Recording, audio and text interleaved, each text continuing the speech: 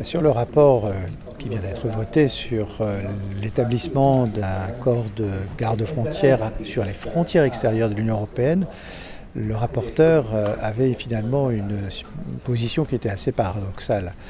Elle nous disait qu'il faut travailler dans cette direction-là pour renforcer la sécurité des Européens aux frontières extérieures, et en même temps, elle refusait que ça soit réellement un outil européen qui puisse être un outil de solidarité européenne.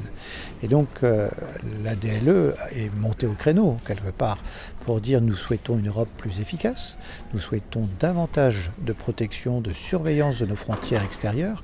Depuis de nombreuses années, nous souhaitons que l'Union européenne devienne un acteur de ce contrôle aux frontières extérieures, et c'est tout le sens de la proposition de la Commission européenne.